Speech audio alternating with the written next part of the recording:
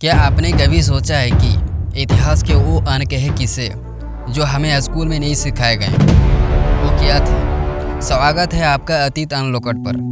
क्या आप तैयार हैं अतीत की उन रहस्यमयी गलियों में खोने के लिए, जहां हम आपको ले चलते हैं एक ऐसी यात्रा पर जहां हर मोड़ पर मिलेगा एक नया रहस्य।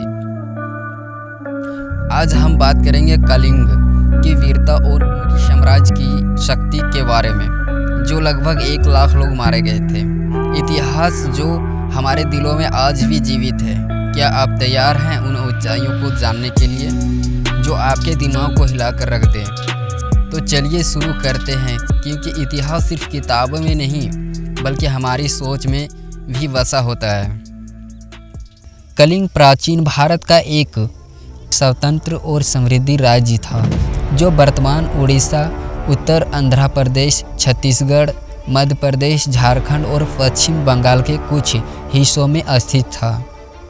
इसका उल्लेख महाभारत, रामायण और जैन ग्रंथों में मिलता है। कलिंग अपने समुद्री व्यापार, कला और संस्कृति के लिए प्रसिद्ध था। भौगोलिक स्थिति कलिंग राज्य पूर्व में बंगाल की खाड़ी से सटा हुआ था। यह व्यापार और नौवहन का प्रमुख केंद्र था, जिससे इसका दक्षिण पूर्व एशियाई देशों के साथ समुद्री संपर्क था। महानदी और उसकी सहायक नदियां इस क्षेत्र को उपजाऊ बनाती थीं। कलिंग ने कई बार मगध और अन्य साम्राज्यों की सत्ता को चुनौती दी। प्रशासन मौर्य साम्राज्य जैसे शक्तिशाली राज्यों के लिए एक बाधा था। यह राज्य अपनी कला, मूर्ति कला और मंदिर निर्माण की शैली के लिए विख्यात था। चंद्रगुप्त मौर्य और बिंदुसार ने मौर्य साम्राज्य को पूरे भारतवर्ष में फैलाने की नीति अपनाई थी।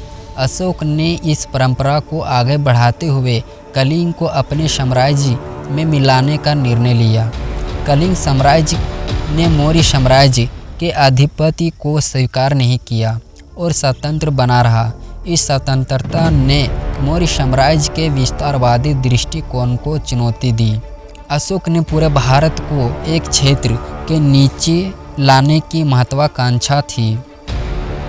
कलिंग जैसे स्वतंत्र साम्राज्य और अस्तित्व अशोक के लिए सत्ता और प्रतिष्ठा का प्रश्न बन गया।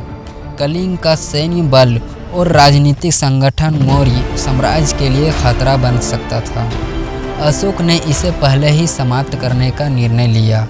कलिंग और मौर्य साम्राज्य के बीच में एक भयानक युद्ध छिड़ गया, जिसे कलिंग युद्ध कहा जाता है। भारतीय इतिहास का एक प्रमुख और महत्वपूर्ण अध्याय है। यह युद्ध लगभग 261 ईसा पूर्व में हुआ था और इसका नेतृत्व मौर्य सम्राट अशोक ने किया था।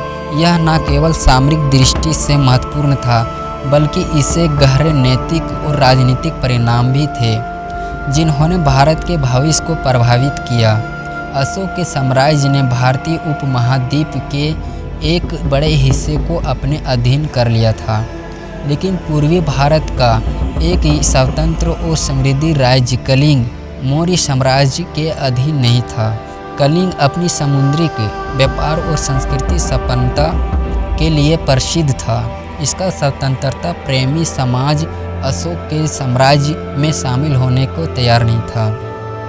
कलिंग को जीतने से मौर्य साम्राज्य को बंगाल की खाड़ी तक पहुंच और व्यापारिक मार्गों पर नियंत्रण मिल सकता था, लेकिन अशोक ने एक विशाल सेना के साथ कलिंग पर आक्रमण किया, जिसे 6 लाख पैदल सैनिक, 30,000 घोड़सवार और 9,000 हाथियों की विशाल सेना और तोपखाना शक्ति शामिल थी। कलिंग एक छोटे राज्य के बावजूद उनकी सेना और जनता ने मौर्य साम्राज्य के खिलाफ साहसिक प्रतिरोध किया। युद्ध अत्यंत भयंकर और रक्त रंजित था। मौर्य सेना ने जीत तो हासिल की, लेकिन यह एक पायरिक विजय थी, यानी यह जीत इतनी महंगी थी कि इसका मूल्य बहुत अधिक था। इस युद्ध में लगभग 1 लाख लोग मारे गए और 1,50,000 बंदी बनाए गए। लेकिन इस युद्ध की सबसे बड़ी जीत किसी साम्राज्य को नहीं, बल्कि मानवता की हुई। इस युद्ध के बाद अशोक ने मारे गए और घायल लोगों के विनाश को देखा। इसने उन्हें गहरे दुख और पछतावे में डाल दिया। यह युद्ध उनकी धार्मिक और नैतिक विचारधारा का मोड़ साबित हुआ। अशोक ने हिंसा छोड़ दी और बौद्ध धर्म अपनाया।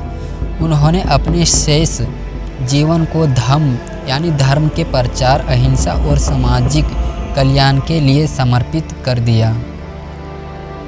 अशोक ने युद्ध के बाद शांति और समृद्धि को बढ़ावा देने वाली नीतियां अपनाई। उनके द्वारा स्थापित स्तंभों और शिलालेखों में इस घटना का उल्लेख मिलते हैं। कलिंग युद्ध ने मौर्य साम्राज्य के भीतर शांति और धर्मनिरपेक्षता की नींव रखी। यह युद्ध अशोक को एक ऐसा सम्राट बनाने में मददगार बना जिन्होंने बौद्ध धर्म को भारत के बाहर श्रीलंका, मध्य एशिया और दक्षिण पूर्व एशिया तक फैलाया। कलिंग, जिसे आज हम उड़ीसा के नाम से जानते हैं, एक समय अपनी शौर्य और समृद्धि के लिए प्रसिद्ध था। यह भूमि थी संघर्ष और विजय की, और इसका स्वर्ण युग आया जब खारवेल नामक सम्राट अपनी नीतियों और युद्धकला से इसे नई ऊंचाइयों तक पहुंचाया। खारवेल महामेघवाहन वंश के महान सम्राट ने अपने राज्य की सीमाओं को बढ़ाने के लिए कोई कसर नहीं छोड़ी। जब उन्होंने सत्ता संभाली तो कलिंग मौर्य साम्राज्य के प्रभाव से उबरने की कोशिश कर रहा था। मौर्य सम्राट अशोक ने इस राज्य को अपनी साम्राज्य को हिस्सा बना लिया था, लेकिन उसके बाद कलिंग को फिर से अपनी पहचान बनाने की आवश्यकता थी। यही जिम्मेदारी खारवेल ने ले ली। खारवेल ने सबसे पहले पड़ोसी राज्य मगध को चुनौती दी। उन्होंने पाटलिपुत्र, मगध की राजधानी तक अपनी सेना भेजी और वहां के शुंग वंश को हराया। यही नहीं, खारवेल ने पाटलिपुत्र में स्थित अशोक के द्वारा ले जाई गई जैन तीर्थंकर की प्रतिमा को वापस लाकर कलिंग के धार्मिक गौरव को पुनः स्थापित किया। वह केवल सेना की शक्ति से नहीं, बल्कि अपनी राजनीतिक, कूटनीतिक और व्यापारिक नीतियों से भी विजय प्राप्त करते गए। खारवेल की सेना दक्षिण भारत से लेकर पश्चिम भारत और उत्तरी क्षेत्र तक अपनी ताकत दिखा रही थी। उन्होंने न केवल युद्ध में विजय प्राप्त की, बल्कि अपने राज्य को समृद्धि करने के लिए नहरें, जलाशय और व्यापार मार्गों का निर्माण भी कराया।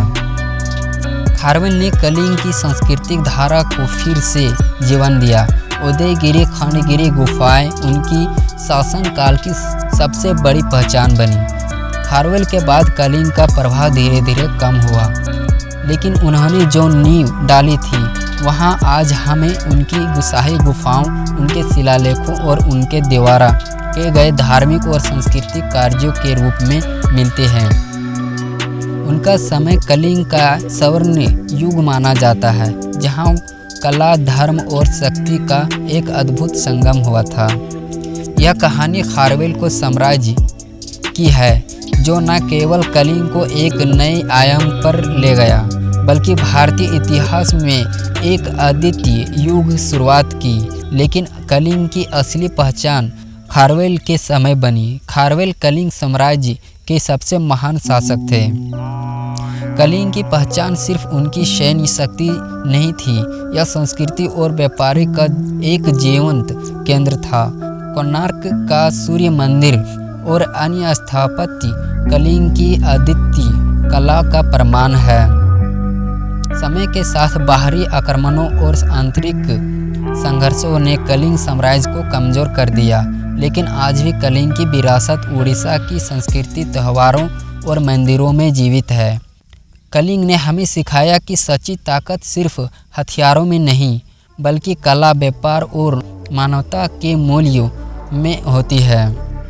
आपका दिल अब तक उन अद्भुत इतिहास की कहानियों में खो चुका होगा, लेकिन ये सफ़र यहीं ख़त्म नहीं होता। अगर इस वीडियो को अपने अंदर अतीत के प्रति और भी जिज्ञासा जगा दी है तो हमें लाइक, सब्सक्राइब ज़रूर करें, और अगर आपके मन में कोई सवाल या विचार हो तो कमेंट में हमें बताएं, ताकि हम अगले वीडियो में उसे शामिल कर सकें।